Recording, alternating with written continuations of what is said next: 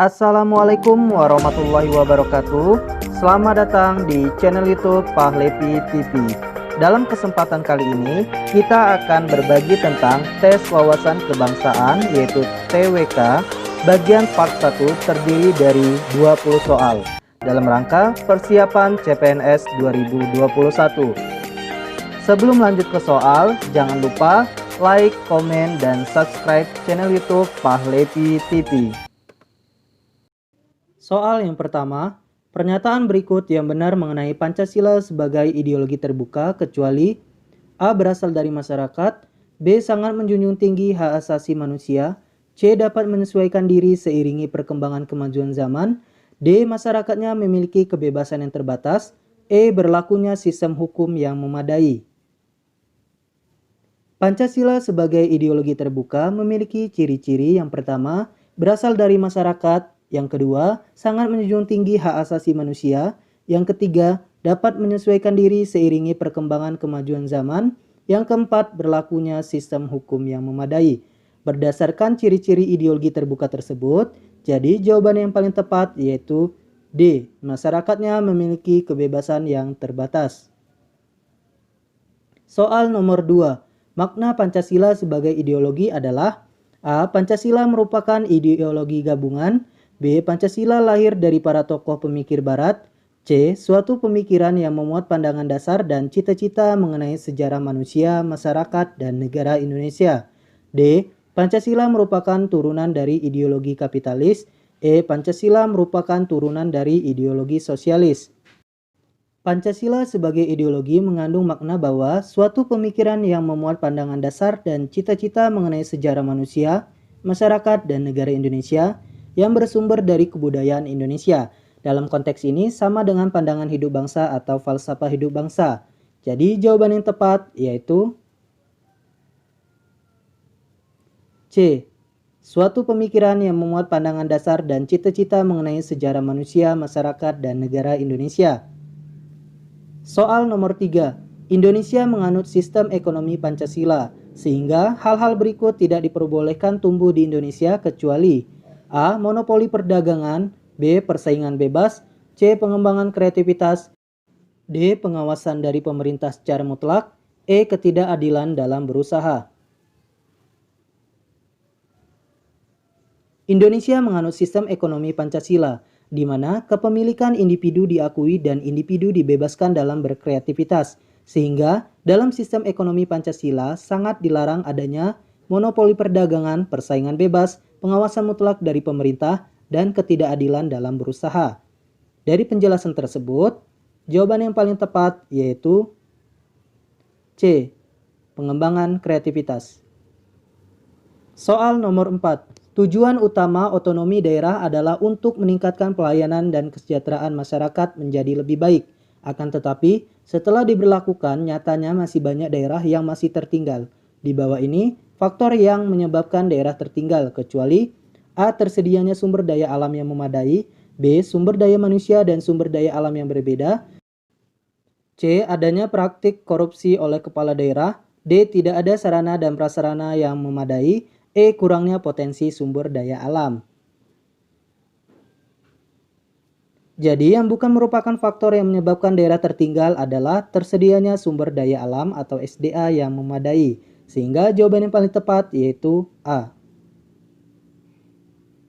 Soal nomor 5. Tegas dan nyata serta mengikat dan memaksa bagi setiap orang tanpa kecuali merupakan sanksi norma A. Agama, B. Kesopanan, C. Adat, D. Kesusilaan, E. Hukum. Norma hukum adalah pedoman hidup yang dibuat oleh badan berwenang untuk mengatur manusia dalam kehidupan berbangsa dan bernegara, yang berisi perintah dan larangan. Jadi jawaban yang paling tepat yaitu E. Norma hukum. Lanjut ke soal nomor 6. Yang bukan termasuk prinsip-prinsip dasar yang diusulkan oleh Insinyur Soekarno pada tanggal 1 Juni 1945 adalah A. Demokrasi, B. Kekeluargaan, C. Perikemanusiaan, D. Kesejahteraan sosial, E. Kebangsaan. Harus kita ketahui prinsip dasar negara yang dikemukakan oleh Insinyur Soekarno adalah yang pertama kebangsaan, kedua internasional atau perikemanusiaan, yang ketiga mufakat atau demokrasi, yang keempat kesejahteraan sosial, yang kelima ketuhanan yang berkebudayaan. Jadi berdasarkan prinsip dasar negara yang dikemukakan oleh Insinyur Soekarno, jawaban yang paling tepat yaitu B. Soal nomor 7. Hari lahirnya Pancasila diperingati pada tanggal A1 Juni, B2 Juni, C1 Juli, D2 Juli, E3 Juli. Pada tanggal 1 Juni 1945 dijadikan sebagai lahirnya Pancasila, karena pada saat itu Insinyur Soekarno menyampaikan pidatonya tentang pemikirannya, yaitu 5 dasar negara yang disebut Pancasila. Jadi jawaban yang tepat yaitu A, 1 Juni. Soal nomor 8. Salah satu makna dari pembukaan Undang-Undang Dasar 1945 alinea pertama adalah A. Indonesia berkuasa penuh atas wilayah-wilayah Nusantara. B. Pernyataan subjektif bangsa Indonesia untuk menentang dan menghapus penjajahan di atas dunia. C. Indonesia adalah negara besar yang berhak menguasai negara lain. D. Indonesia menganut sistem politik luar negeri yang bebas aktif. E. Indonesia merupakan negara sosialis. Makna pembukaan Undang-Undang Dasar 1945 pada alinea pertama berisikan tentang yang pertama keteguhan bangsa Indonesia dalam membela kemerdekaan melawan penjajah dalam segala bentuk penjajahan. Yang kedua, pernyataan subjektif bangsa Indonesia untuk menentang dan menghapus penjajahan di atas dunia. Yang ketiga, pernyataan objektif bangsa Indonesia bahwa penjajahan tidak sesuai dengan peri kemanusiaan dan peri keadilan. Yang keempat, pemerintah Indonesia mendukung kemerdekaan bagi setiap bangsa. Berdasarkan makna pembukaan Undang-Undang Dasar 1945 pada alinea pertama, jawaban yang paling tepat yaitu B. Lanjut ke soal nomor 9. Undang-Undang Dasar 1945 yang mengatur tentang pendidikan adalah pasal A31, B32, C33, D34, E35. Undang-Undang Dasar 1945 yang mengatur tentang pendidikan adalah pasal 31, sehingga jawaban yang paling tepat yaitu A, pasal 31. Lanjut ke soal nomor 10. Setiap warga negara berhak memperoleh kesempatan yang sama dalam pemerintahan. Hal tersebut tercantum dalam Undang-Undang Dasar 1945 yang telah diamandemen pada pasal A27A ayat 1, B22C ayat 1, C22D ayat 1, D28D ayat 3, E25 ayat 1. Ini pasal 28 ayat 3 Undang-Undang Dasar 1945 amandemen yaitu setiap warga negara berhak memperoleh kesempatan yang sama dalam pemerintahan. Jadi jawaban yang paling tepat yaitu D. Soal nomor 11. Majelis Permusyawaratan Rakyat terdiri atas anggota Dewan Perwakilan Rakyat dan anggota Dewan Perwakilan Daerah yang dipilih melalui pemilihan umum dan diatur lebih lanjut dengan undang-undang. Pernyataan tersebut terdapat pada Undang-Undang Dasar 1945 pasal A2 ayat 1, B2 ayat 2, C2 ayat 3, D3 ayat 2, E3 ayat 3.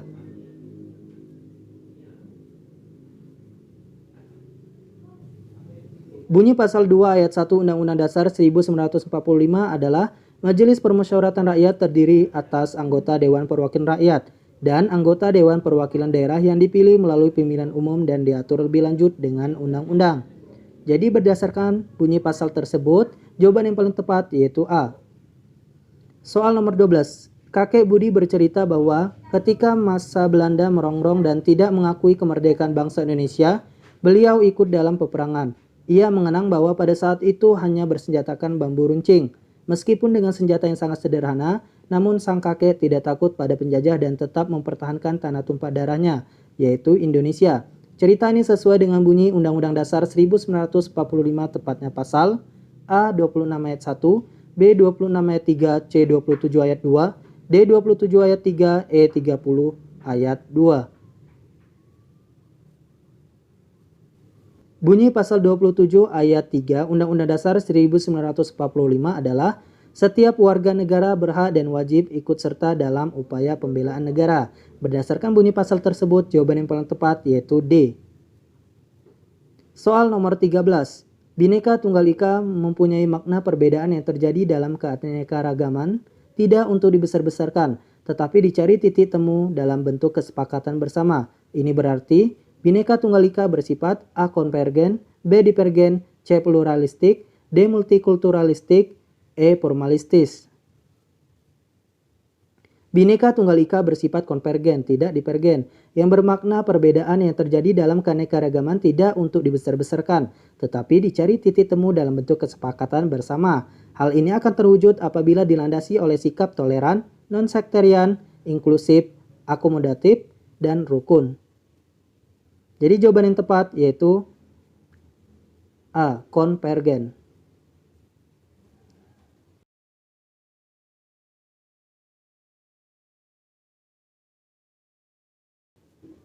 Soal nomor 14. Indonesia merupakan negara kepulauan terbesar dan terluas di dunia yang memiliki beraneka kebudayaan dan bahasa, sehingga untuk menyatukan secara keseluruhan diperlukan sebuah A. keinginan dan tekad untuk tidak membedakan suku, agama, dan ras, B. tekad yang kokoh, C. jiwa nasionalisme, D. dasar negara, E. semboyan.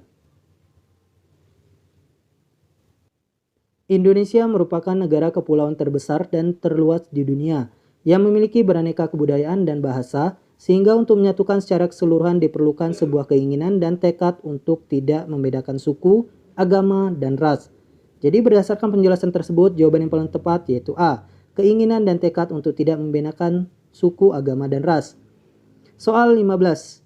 Tidak berlakunya Undang-Undang Dasar sementara 1950 dan berlakunya Undang-Undang Dasar 1945 merupakan isi dari A. Trikora, B. Tritura, C. Supersemar, D. Mosi tidak percaya, E. Dekrit Presiden 5 Juli tahun 1959. Adapun isi dekrit Presiden adalah yang pertama pembubaran konstituante, yang kedua tidak berlakunya Undang-Undang Dasar sementara 1950 dan berlakunya kembali Undang-Undang Dasar 1945. Yang ketiga, pembentukan MPRS dan DPAS.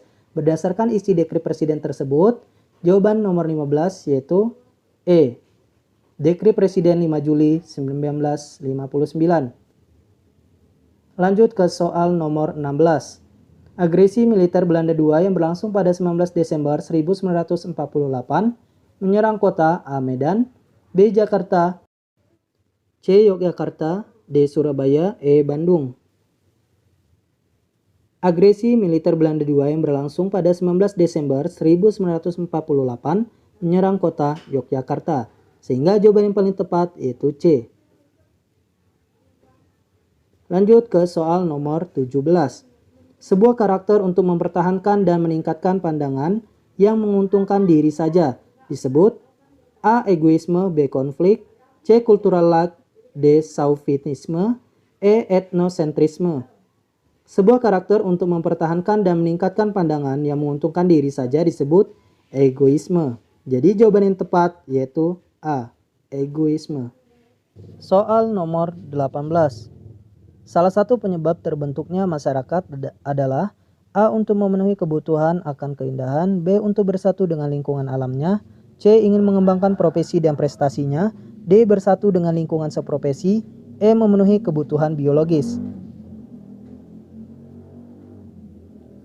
Perlu kita ketahui, pengertian dari masyarakat adalah sejumlah manusia yang hidup bersama dalam waktu yang lama. Mereka saling mengerti, saling memahami, serta mempunyai tujuan yang sama. Dalam hidup bersama ini, mereka menghasilkan kebudayaan. Jadi berdasarkan penjelasan tersebut, jawaban yang tepat yaitu B. bersatu dengan lingkungan alamnya. Soal nomor 19. Lambang negara ialah Garuda Pancasila dengan semboyan Bhinneka Tunggal Ika. Pernyataan ini terdapat dalam Undang-Undang Dasar 1945, pasal A36, B36A, C36B, D36C, E37.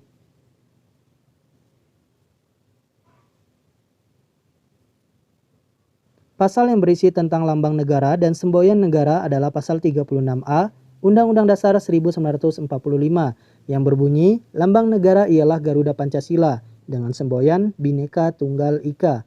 Jadi jawaban yang tepat yaitu B. Pasal 36A. Soal terakhir atau soal nomor 20. Soekarno-Hatta diamankan ke Rengas Dengklok atas hasil rapat pemuda yang diselenggarakan di A. Lembaga Bakteriologi, B. Lapangan Ikada, C. Asrama Baperpi, D. Gedung Rengas Dengklok, E. Markas Besar Kompi Peta. Tempat para pemuda melakukan rapat adalah di Laboratorium Mikrologi atau Lembaga Bakteriologi di Pegangsaan Timur. Rapat ini bertujuan untuk membicarakan pelaksanaan Proklamasi Indonesia atau melakukan rapat. Jadi berdasarkan penjelasan tersebut, jawaban yang paling tepat yaitu A. Lembaga Bakteriologi.